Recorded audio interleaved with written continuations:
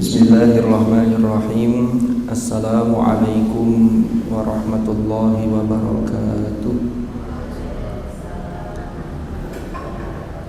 Alhamdulillahi rabbil alamin. Wa bihi nasta'in ala umurid dunya waddin. Wassalatu wassalamu ala asyrafil anbiya'i wal mursalin Sayyidina Muhammadin wa ala alihi wa sahbihi ajma'in. Amma ba'd. Hadratal muhtaramin, para alim, para ulama, para hadirin dan hadirat jamaah Masjid Haji Agus Salim rahimakumullah. Alhamdulillahirabbil alamin. Pada sore hari ini kita masih diberi kesempatan oleh Allah untuk menambah amal-amal kita, khususnya di bulan suci Ramadan ini, yaitu dengan menghadiri majelis-majelis taklim untuk menambah ilmu, mengungkap rahasia ilmu-ilmu Allah yang sangat luas. Mudah-mudahan apa yang kita lakukan ini senantiasa mendapatkan ridha Allah Subhanahu wa taala. Monggo sareng-sareng kita mau suratul Fatihah yang kita tujukan kepada Hadratur Rasul dan juga guru-guru kita, termasuk perintis di Masjid Agus Salim ini, yaitu almarhum al-maghfurlah Kiai Haji Mas'ud Ali. Ala hadhihi niyah wa ala kulli muslim hadratin Nabi Mustafa Muhammadin sallallahu alaihi wasallam wa ila hadrati ikhwanihi minal anbiya'i wal mursalin was sahabati wat tabi'in wal ulama'il 'amilin wal musannifin wa imamul mujtahidin wal khususun Kiai Mas'ud Ali. Al-Fatihah. A'udzu billahi minasy syaithanir rajim. Bismillahirrahmanirrahim. Alhamdulillahi rabbil alamin. Arrahmanir rahim. Maliki yaumiddin.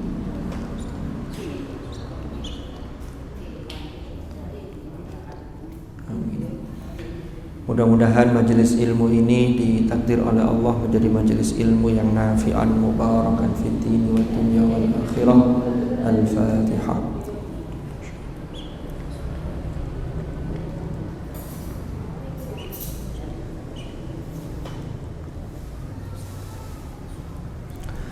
Bismillahirrahmanirrahim. Pada episode sore hari ini kita akan mencoba menggali terkait dengan hikmah di balik kisah yang ada di dalam kitab suci Al-Quran. Tapi sebelum itu, sebagai pengantar bahwa kula lan panjenengan ini kita semua sudah sering mendengar di dalam setiap kesempatan para penceramah atau muballigh atau para dai ini sudah menyampaikan, seringkali mengutip dan menyampaikan ayat yang sudah semua kita hafal. Kita semua ini sudah hafal, yaitu surah Al-Baqarah ayat 183, yaitu tentang kewajiban melaksanakan ibadah puasa di bulan suci Ramadan. Di dalam ayat 183 itu endingnya itu la'allakum tattaqun. Jadi ya ayyuhalladzina amanu kutiba alaikumus syiyamu kama kutiba alal ladzina min qablikum la'allakum tattaqun. Jadi puasa ini diwajibkan kepada kita untuk mengasah jiwa kita agar ketakwaan kita ini semakin meningkat, sehingga kita betul-betul mendapat predikat orang-orang yang muttaqin. Sudah dijabarkan banyak tentang muttaqin itu seperti apa. Yang saya ingin menyampaikan bahwa dalam rangkaian ayat puasa itu, setelah 183 lalu di 184 dilanjutkan ayyamam ma'dudat. Jadi puasa itu diwajibkan itu tidak seterusnya, tetapi hanya beberapa hari yang tertentu. Itu ayyamam ma'dudat, itu ada di ayat 184. Kemudian para hadirin dan hadirat, di ayat 185 itu dijelaskan yang dimaksud hari-hari tertentu itu kapan. Maka disebutkan syahrul Ramadan alladzi unzila fihil Qur'an, yaitu pada bulan Ramadan. Sehingga dari ayat ini para ulama-ulama fikih atau para fuqaha itu menjelaskan bahwa puasa itu ada puasa wajib, ada puasa sunnah.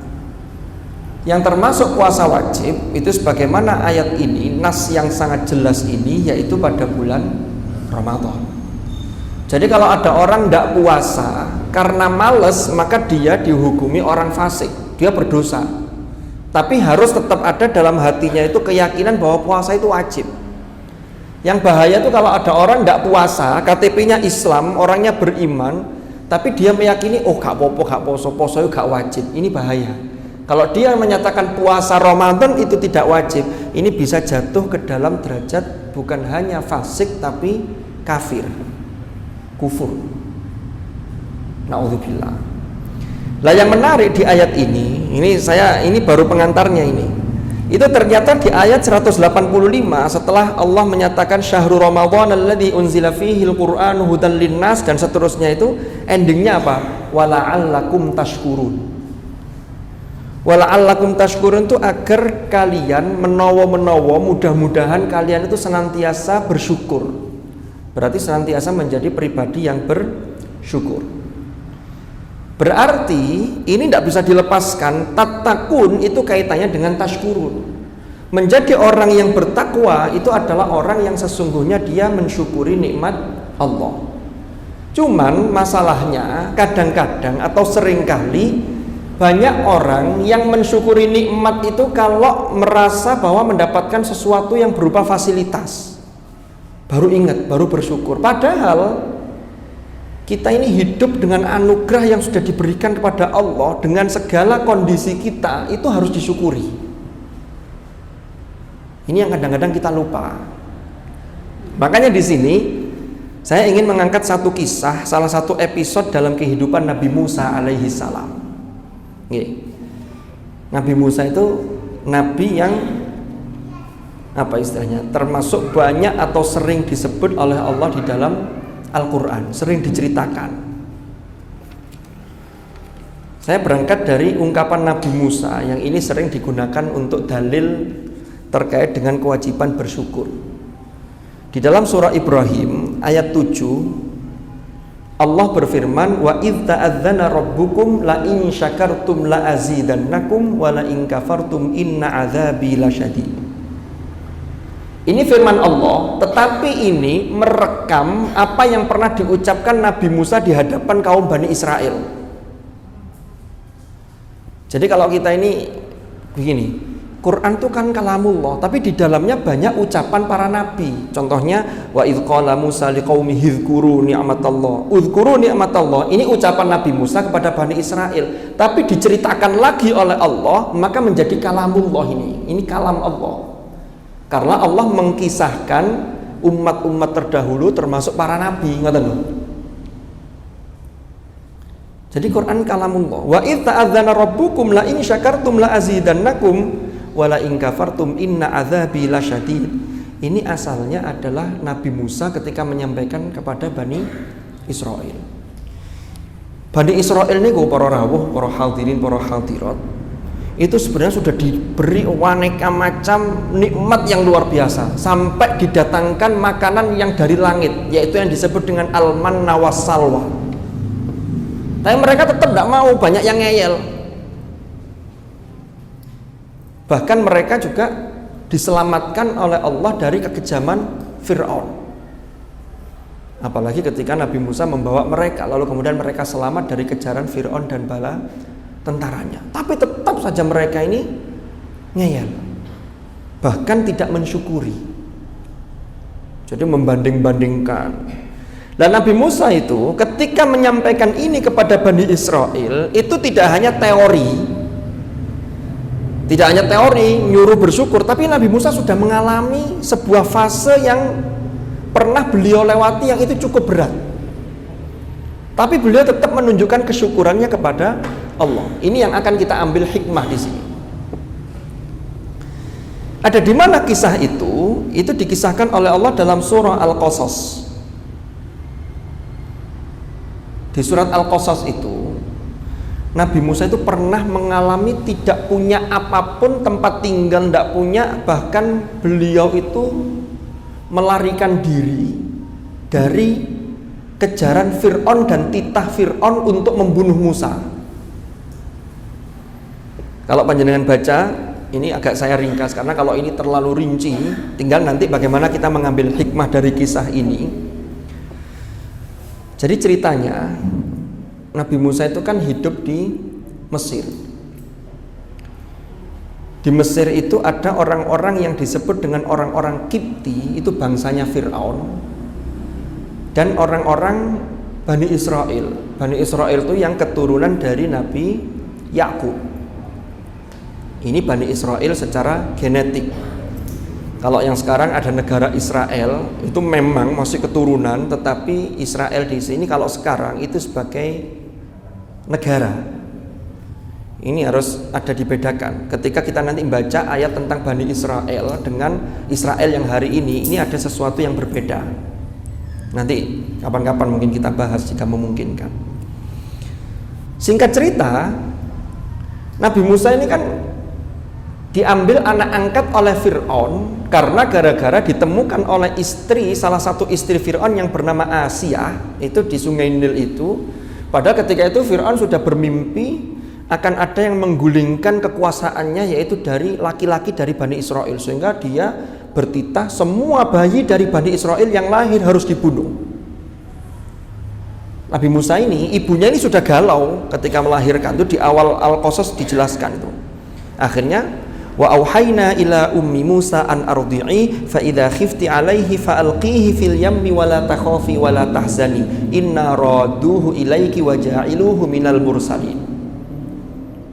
Ya, ibunya diperintah oleh Allah mendapatkan isyarat yang cepat, mendapatkan ilham untuk menyusui Musa. Lalu kalau masih khawatir kalau Musa ini jangan-jangan dibunuh Fir'aun, dihanyutkan, disuruh menghanyutkan di Sungai Nil. Tapi jaminan Allah, inna raduhu ilaiki wa ja'iluhu minal mursalin. Kami akan mengembalikannya kepadamu dan menjadikannya salah seorang rasul. Dilepas akhirnya. Nah, singkat cerita ditemu oleh Fir'aun.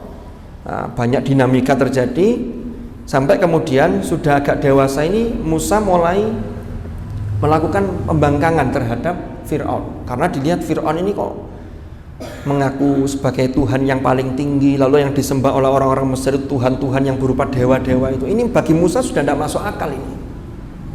Makanya Musa itu ketika berdebat, yang itu ditunjukkan dalam surah Asy-Syu'ara itu luar biasa itu, dengan Fir'aun, dengan para tukang sihirnya Fir'aun. Tapi bukan dalam kesempatan ini saya ceritakan. Singkat cerita, sampai kemudian Nabi Musa itu sudah keluar dari istananya Fir'aun. Dan Nabi Musa itu ketemu ada orang yang bertengkar itu dua orang, satu dari orang Kipti, bangsanya Fir'aun itu, yang satu dari orang Bani Israel, yang sebangsa dengan Musa. Ini diabadikan di dalam surah Al-Qasas, surah ayat ke-15. Ya. Wa dakhala al-madinata 'ala hini ghaflatin min ahliha fawajada fiha rajulain yaqtatilan. Musa ini menemui dua orang yang sedang bertengkar, yaitu golongan satu dari Kipti, satu dari Bani Israel.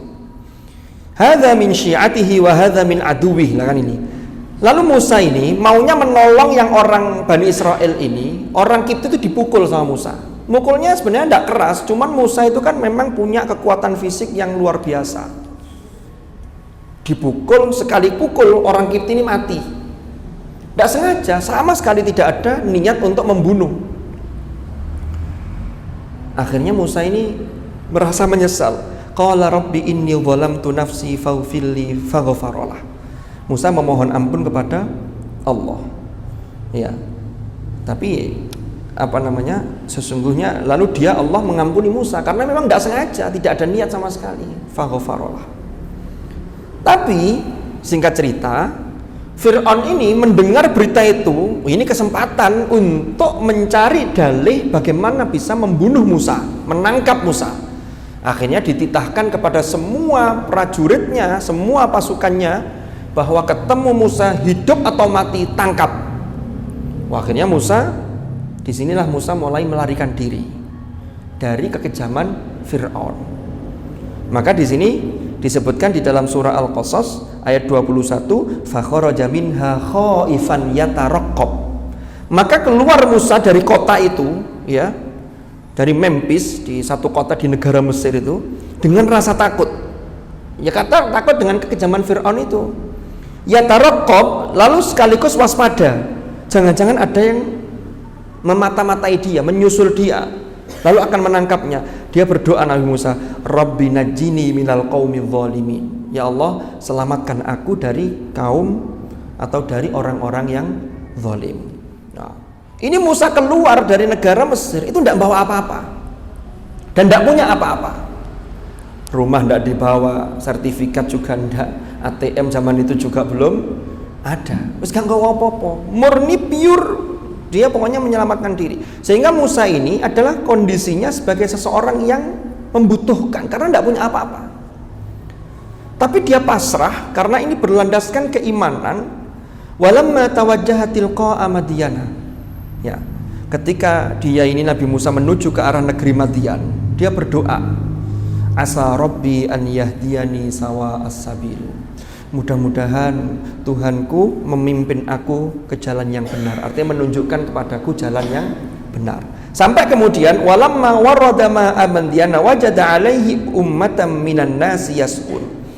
Sampai kemudian ketika sampai di sebuah negeri namanya Madyan, Nabi Musa ini ketemu atau melihat ada sumber air. Yang ternyata di sumber air itu wa wajada min dunihim imra'ataini tadhudan. Di sumber air itu banyak orang yang membawa ternaknya itu memberi minum ternak. Ini bayangkan, ini tidak ada apa-apa di tengah padang pasir yang tandus. Jadi Nabi Musa itu sudah dalam kondisi yang lemah karena kekurangan air, dehidrasi, kekurangan asupan makanan, sudah sangat lelah. Lalu kemudian ketika melihat sumber air, orang-orang pada antri untuk memberi minum gembala atau ternaknya masing-masing itu. Nabi Musa ini melihat ada dua orang perempuan. Yang dua orang perempuan ini menghalangi ternaknya untuk tidak ikut masuk ke sumber air itu. Nabi Musa tanya, qala ma khatbukuma? Ya. Apa kok jenengan berdua ini kenapa kok tidak ikut menggembalakan memberi minum ternak di sumber air itu? Apa jawabnya perempuan dua orang itu? Qalata la nasqi hatta yusdirar ri'a'u. Kami tidak bisa memberi makan kepada ternak-ternak kami ini, ya, sampai orang-orang itu minggir, karena kalau kami berdesakan, kami kalah, kami ini perempuan. Sementara bapak saya yang laki-laki, wa abuna, bapak kami, syaikhun kabir, itu sudah sepuh. Ternyata dua orang anak ini adalah putra dari Nabi Syuaib. Nah, apa yang dilakukan Nabi Musa? Padahal beliau ini dalam kondisi yang lemah, capek, bahkan boleh jadi dehidrasi, tidak bawa apa-apa, lari dalam keadaan melarikan diri karena melakukan kesalahan yang tidak disengaja. Tapi Fir'aun sudah bertitah akan menangkap dengan boleh jadi akan membunuhnya. Nabi Musa kemudian melarikan diri dalam konteks ini. Ya, apa yang dilakukan Nabi Musa? Fasaqalahuma thumma tawalla ila dhilli. Fasaqalahuma, apa itu? Nabi Musa kemudian mengambil ternak-ternak tadi itu yang digembala dua orang perempuan tadi, dibawa untuk digembalakan, diberi minum di sumber air di negeri Madyan itu. Kemudian setelah selesai dikembalikan ternaknya, Nabi Musa kemudian thumma tawalla ila dhilli. Kemudian Nabi Musa ini kembali ke tempat yang teduh. Jadi nyari tempat untuk berteduh, ngiyup, karena kondisi kan panas padang pasir. Tapi beliau mendapatkan tempat berteduh, lalu beliau berdoa, Rabbi inni lima anzalta ilayya min khairin faqir. Nah, ini yang menarik mulai di sini kisahnya ini. Nabi Musa itu berteduh. Jadi setelah dikembalikan ternaknya, Nabi Musa sama sekali tidak minta imbalan kepada dua orang perempuan itu. Padahal kondisi Nabi Musa ini sedang kekurangan, sedang butuh. Karena tadi Konteksnya kan ini sedang melarikan diri dari kejaran Fir'aun. Nah, doanya Nabi Musa itu apa? Singkat, padat. Mintanya ke siapa? Allah. Bukan Nabi Musa itu kemudian memanfaatkan kesempatan begini, sampean kan tidak bisa ngasih makan ternak, ayo saya bantu, tapi wani piro, ndak. Sehingga pelajaran yang sangat luar biasa. Pertama pelajarannya, Nabi Musa itu melakukan kesalahan menurut Nabi Musa dengan bahasa beliau ketika curhat kepada Allah, inni zalamtu nafsi, saya telah berbuat zalim, tidak sengaja tadi mukul, tidak niat bunuh, lah kok mati. Lalu beliau minta ampun kepada Allah, ya Allah, mohon maaf. Jadi orang itu kalau merasa berbuat salah, ya, padahal ini tidak sengaja loh ya, apalagi kalau sengaja, itu semestinya harus ada kesadaran dalam diri untuk bagaimana bersegera melakukan kebaikan, entah bagaimana bentuknya. Jangan sampai ada orang itu melakukan kesalahan, dia melupakan, nyantai-nyantai lalu tidak melakukan kebaikan. Ini berarti tidak ada usaha untuk menebus kesalahannya. Lah Nabi Musa itu mboten. Ketika sudah merasa inni zalamtu tadi itu, zalamtu nafsi, ya Rabbi inni zalamtu nafsi faghfirli, maka bukti konkretnya selain mohon maaf kepada Allah adalah beliau ini bersegera melakukan kebaikan dengan menolong dua orang perempuan tadi itu untuk menggembalakan ternaknya, diberi minum. Dan ketika Nabi Musa itu melakukan ini, ketika itu Nabi Musa betul-betul sangat butuh. Seumpama Nabi Musa itu pikirannya itu ekonomis, nyari profit. Wah, ini ngelak-ngelak begini padang pasir, dia tidak punya apa-apa, rumah tidak ada, tidak bawa uang, tidak punya apa-apa sudah, karena sudah pergi dari kota Mesir tadi, dari negeri Mesir tadi. Ini kesempatan ini, ada peluang untuk mendapatkan sesuatu dengan membantu perempuan dua tadi. Tapi yang dilakukan Nabi Musa apa? Enggak, dia tidak minta imbalan. Tapi Nabi Musa menyerahkan sepenuhnya kepada Allah Subhanahu wa ta'ala.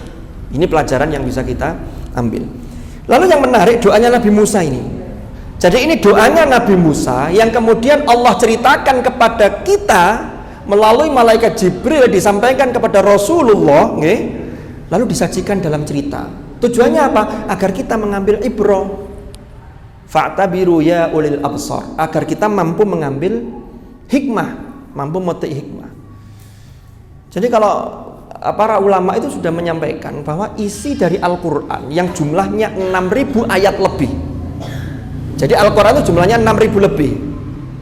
Tapi sampai detik ini, saya dan juga informasi dari guru-guru saya itu tidak ada yang mendapati bahwa jumlah ayat Al-Quran itu 6.666 itu tidak ada. Dulu tidak tahu sumbernya dari mana itu.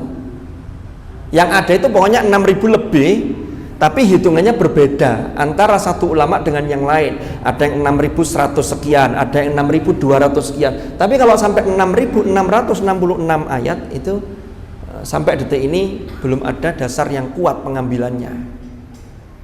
Kan kita ini kan, bapak-bapak, ibu-ibu yang sering dengar itu ya, jumlah ayatnya 6.666 ayat. Ibu tidak tahu, tapi itu sumbernya belum bisa dipertanggung jawabkan. Tapi 6.000 lebih iya, tapi 6.000 kurang tidak ada.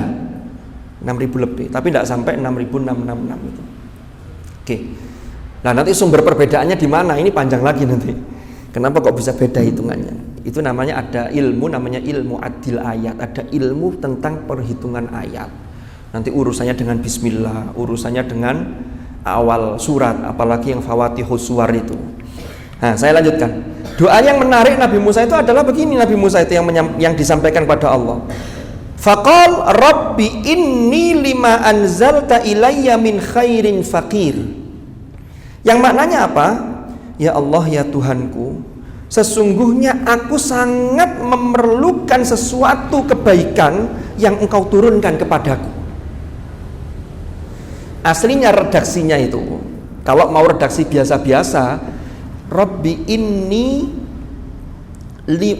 inni faqirun lima anzalta ilayya min khair. Tapi di sini ayatnya fakirnya diakhirkan. Ini kalau kemarin kita hari Selasa bicara mengenai salah satu aspek kemukjizatan Al-Quran dari sisi bahasa, ini bisa jadi masuk. karena ini mengandung rahasia yang luar biasa.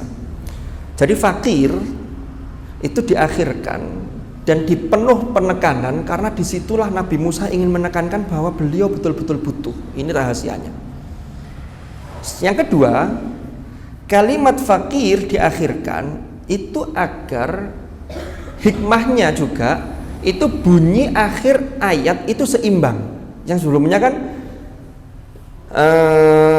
wa abuna syaikhun kabir.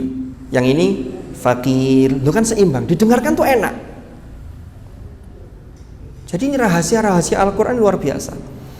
Lah, doa Nabi Musa itu beliau hanya mengatakan begini kepada Allah. Ya Allah, sesungguhnya aku sangat memerlukan. Fakir itu kondisi yang sangat butuh. Manusia itu sesungguhnya sudah dinas oleh Allah dalam surah Fatir, ya ayyuhan nasu antumul fuqara'u ilallah.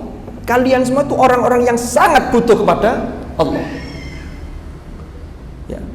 Fakir itu kalau penyebutannya biasanya disebut fakir itu gandeng dengan miskin. Tapi kalau penyebutannya ini bareng, ini sesungguhnya menunjukkan levelnya berbeda. Fakir itu levelnya di bawah miskin. Karena kalau fakir itu pekerjaan pun tidak punya, sehingga penghasilannya tidak menentu. Kalau orang miskin biasanya punya pekerjaan, tetapi penghasilannya tidak mencukupi untuk memenuhi kebutuhannya. Kalau fakir itu lebih, pokoknya miskin papa lah, bukan miskin mama. Miskin papa itu ya sangat nemen. Nabi Musa itu, tadi kan kita sudah menceritakan konteksnya Nabi Musa ketika itu seperti apa. Sehingga doa beliau itu fakir, Rabbi inni lima anzalta ilayya min khairin fakir. Yang menarik di sini sekali lagi, Nabi Musa itu tetap menunjukkan kesyukurannya. Buktinya apa? Nabi Musa itu menggunakan ketika dalam doa itu, Rabbi inni lima anzalta ilayya. Beliau itu butuh terhadap apa-apa yang sudah Allah turunkan kepadaku. Berarti menggunakan anzalta di sini ini menggunakan bentuk lampau. Artinya apa? Kondisi seperti itu sudah disyukuri oleh Nabi Musa. Tapi Nabi Musa tetap sangat butuh terhadap segala sesuatu yang berupa kebaikan. Kalau dalam konteks itu kebaikan itu ya bisa berupa bahan makanan, bisa berupa yang lain. Tapi Nabi Musa itu hanya singkat min khairin. Loh, ini kan luar biasa ini. Ini bentuk kesyukuran Nabi Musa yang luar biasa. Padahal kondisinya sudah seperti itu. Nabi Musa tidak meminta kepada si perempuan tadi itu, sampeyan kira gratis tang ini. Saya tolong dong dikasih satu kambingnya, kan bisa saja begitu, umpama. Tapi Nabi Musa tidak meminta kepada orang itu. Dua orang perempuan itu. Terus lagi yang menarik di ayat Al-Quran, di ayat Al-Quran ini Nabi Musa setelah menolong, dia tidak kemudian, ini mbak sudah saya tolong, sama tidak mengucapkan terima kasih, tamboten. Di sini juga tidak diceritakan perempuan tadi mengucapkan terima kasih atau tidak. Ini mengajarkan kepada kita, kalau kita mau nolong orang, itu ya lillah. Kalaupun tidak terima kasih, ya sudah, serahkan pada Allah. Jangan kemudian, ditolong kayak ngono yo, awas ya sampai nggak jaluk tolong aku. Nah, ini berarti tidak mencontoh Nabi Musa gitu loh. Ini memang berat, tapi ini bukti kesyukuran kita. Makanya tadi kan kita berangkat dari ayat puasa. Sesungguhnya Ramadan ini tidak hanya la'allakum tattaqun, tapi di ayat berikutnya juga wala'allakum tashkurun, ngoten lho. Karena tattaqun ini gandeng ini. Ini orang yang bertakwa itu salah satu bentuknya menjadi pribadi yang pandai bersyukur. Orang yang bersyukur itu cerminan orang yang bertakwa. Jadi ini saling, ibaratnya dua sisi mata uang yang saling melengkapi. Nah, kembali lagi. Jadi ada diceritakan di sini. Lalu Nabi Musa dapat ucapan terima kasih. Lalu Nabi Musa menjawab, iya mbak, sama-sama. Boten. Enggak. Ya. Termasuk kalau kita lihat di dalam surah Al-Insan itu ada ayat innama nut'imukum liwajhillah. Ini mengajarkan kepada kita. Kami memberi makan kalian, membantu kalian liwajhillah, hanya karena untuk mencari ridha Allah. La nuridu minkum jazaa'a wala syukura. Kami tidak mencari ucapan terima kasih, balasan, tidak mencari itu. Tapi ternyata itu berat. Kita tuh ngasih sesuatu, orangnya lupa tidak bilang terima kasih, itu jadi rasan-rasan. Lah iya wis dikek koyo ngono, muni matur nuwun ae gak lho, kadang-kadang masih ngoten. Sudah itu serahkan pada Allah. Itu memang berat memang. Ini saya juga mengingatkan pada diri saya. Jadi kalau kita ngambil ibrah ini, aku iya gitu loh. Jadi ini menarik sekali ini ayat ini. Jadi lima anzalta ilayya min khairin faqir. Lalu apa yang terjadi? Nah inilah. Kalau sudah semua diserahkan kepada Allah, padahal kebutuhan Nabi Musa ketika itu sesungguhnya adalah dia butuh minum, dia butuh makan, karena kondisi perjalanan padang pasir dia tidak punya apa-apa karena dikejar-kejar oleh Fir'aun tadi. Itu pun keluarnya dalam kondisi ketakutan. Itu disebutkan dalam ayat fakharaja minha khaifan yataraqqab tadi itu. Nah, apa yang terjadi setelah Nabi Musa itu betul-betul kesyukurannya itu dalam kondisi begitu tetap bersyukur, lima anzalta ilayya min khairin faqir, ya Allah kula ini hanya butuh panjenengan ya Allah, berikanlah kebaikan-kebaikan yang selama ini telah engkau berikan, tetap aku sudah syukuri ini. Tiba-tiba Allah menggerakkan hati perempuan dua tadi itu, faja'athu ihdahum, datanglah kepada Musa salah satu dari dua gadis itu, tamshi ala istihya, loh ini berjalan sambil malu, tapi karena terpaksa sehingga dia memberanikan diri. Inilah yang harus diteladani para gadis-gadis terutama. Jadi bagaimana etika ngomong di hadapan laki-laki. Makanya di sini Allah menggambarkan dalam firman-Nya itu faja'athu ihdahuma tamshi ala istihya. Cara bicaranya dijaga. Itu yang menunjukkan istihya. Apa itu istihya? Yaitu menunjukkan sifat malu. Jadi tidak langsung jedar-jedar itu mboten, tapi ada istihya. Apa kata-katanya? Qalat, dia berkata kepada Nabi Musa, inna abi yad'uk, sesungguhnya abah kulo, ayah saya mengundang panjenengan wahai Musa. Nabi Musa mulai mendengarkan yad'uk. Untuk apa? Liyajziyaka ajrama saqaita lana, untuk memberi imbalan kepada panjenengan, ya, sebagai balasan engkau telah berbuat baik membantu kami berdua menggembalakan gembala-gembala kami. Nabi Musa tidak sok-sokan. Kadang kita ini nun sewu di masyarakat kita, apalagi di budaya Jawa, itu kalau ada kebaikan orang lain itu kita kadang-kadang sok-sok menolak. Mboten. Begitu mboten temenan, getun. Lapo mau muni mboten temenan, mungkin gitu. Dan Nabi Musa itu menyadari bahwa ini jawaban dari doa beliau kepada Allah. Karena jawaban itu bisa lewat siapapun, termasuk lewat makhluknya gitu loh. Allah melewatkan makhluknya, dua orang ini, salah satunya ngadek ke Nabi Musa, inna abi yad'uk. Untuk apa? Liyajziyaka ajrama saqaita lana. Nah, singkat cerita, akhirnya Nabi Musa ini kemudian ikut pada dua orang gadis ini. Tapi ketika perjalanan ini dalam riwayat dijelaskan Nabi Musa ini jalannya awalnya di belakangnya gadis dua ini, tapi Nabi Musa kemudian menghentikan, saya yang di depan. Nah ini juga memberi contoh satu etika. Jadi kalau berjalan laki-laki perempuan, maka laki-laki yang di depan, termasuk sholat jamaah, barang aturannya kan begitu. Kenapa? Ya monggo dicari sendiri jawabannya. Ada hikmah yang luar biasa di balik itu. Nah, ternyata sampai di sana Nabi Musa kemudian, ya, falamma ja'ahu wa qassa 'alaihi al-qasas qala la takhaf najauta minal qaumil zalimin. Nabi Musa cerita kepada Nabi Syuaib, ayah dari dua orang putri tadi itu. Bagaimana kisahnya? Apa jawab Nabi Syuaib? Ya. Qala la takhaf. Jangan engkau takut. Sudahlah, tidak usah takut. Engkau insya Allah akan selamat dari orang-orang yang zalim, termasuk Fir'aun dan bala tentaranya itu. Nah, ini nggak diduga oleh Nabi Musa. Tiba-tiba berikutnya apa yang terjadi? Ternyata salah seorang dari dua putrinya Nabi Syuaib tadi itu rupanya jatuh hati ke Nabi Musa. Matur ke bapaknya, qalat ihdahuma ya abati istajir. Ya, wahai ayahku, jadikanlah dia ini bekerja pada kita. Akhirnya Nabi Musa tadi yang asalnya kosongan dapat pekerjaan. Itu jawaban dari doa Rabbi inni lima anzalta ilayya min khairin faqir. Yang dia hanya berharap kepada Allah. Jadi dalam kondisi apapun, kesyukuran itu tetap dijaga kepada Allah Subhanahu wa ta'ala. Ya. Lalu kemudian si gadis ini menyampaikan kepada ayahnya, inna khairal man istajartal qawiyyul amin. Sesungguhnya orang yang paling baik yang engkau ambil sebagai pekerja bagi kita adalah orang yang kuat dan dapat dipercaya. Di sini kemudian para mufassir mengambil kesan bahwa orang laki-laki itu modalnya itu yang harus itu sesungguhnya dua, al-qawi dan al-amin. Al-qawi itu apa? Punya kompetensi. Al-amin bertanggung jawab dan bisa dipercaya. Kalau orang laki-laki sudah tidak tanggung jawab, bahaya. Kalau sudah tidak bisa dipercaya, bahaya. Ketika di luar rumah, bahaya. Kan ngoten?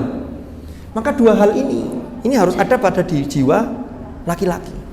Inna khairal man istajartal qawiyyul amin. Termasuk orang-orang yang bekerja. Jadi kalau panjenengan umpama punya perusahaan, punya suatu usaha, yang dipekerjakan itu punya dua syarat ini minimal. Al-amin itu harus punya kompetensi. Tidak punya al-amin, bahaya. Al-amin saja tapi tidak punya kompetensi, ya rusak. Jadi dua ini dipadukan. Tiba-tiba tanpa disengaja setelah bekerja beberapa lama, Nabi Syuaib manggil Nabi Musa. Qala inni uridu an unkihaka. Saya kok ingin menikahkan sampean dengan salah satu dari putri saya. Loh, dapat jodoh. Itu hanya karena doa yang dilandasi oleh kesyukuran yang luar biasa kepada Allah. Akhirnya dapat jodoh, lalu berkeluarga, dapat pekerjaan. Karena tidak punya apa-apa, maharnya apa? Ya bekerja di situ selama 8 kali hajian atau 8 tahun. Ya. Fa in atmamta 'ashran famin indik. Kalau sudah sempurna 10 tahun, maka selebihnya dari 8 tahun itu maka itu menjadi hakmu. Loh, sudah dapat penghasilan, dapat modal. Inilah yang kemudian dari negeri Madian inilah Nabi Musa kemudian kembali ke Mesir. Di tengah perjalanan beliau melihat sinar yang terang sekali di atas bukit. Disitulah Nabi Musa diangkat sebagai nabi untuk kemudian diperintahkan oleh Allah mengingatkan kepada Fir'aun yang disebutkan dalam Al-Quran, idhab ila fir'auna innahu tagha. Fir'aun sudah keterlaluan tuh, sudah melampaui batas. Apa yang bisa kita petik dari kisah Nabi Musa di salah satu episode kehidupan beliau ini, yaitu bersyukur apapun dengan kondisi yang ada. Karena kita ini sering lupa, termasuk saya kadang-kadang. Jadi dengan apa yang sudah ditetapkan oleh Allah, melihat orang lain tuh kok enak yo. Padahal yang enak dilihat enak itu juga belum tentu. Ndelok kono luwe enak malah. Itulah kata orang Jawa itu, urip itu seringkali sawang sinawang. Kalau ndak kita syukuri, ndak akan ada selesainya. Guru saya itu pernah dawuh singkat begini. Dunia ini sudah cukup, bumi ini cukup untuk memenuhi kebutuhan manusia, tapi tidak akan pernah cukup untuk memenuhi keinginan manusia. Wallahu a'lam bishawab. Mugi-mugi manfaat, mugi-mugi barakah. Al-Fatihah.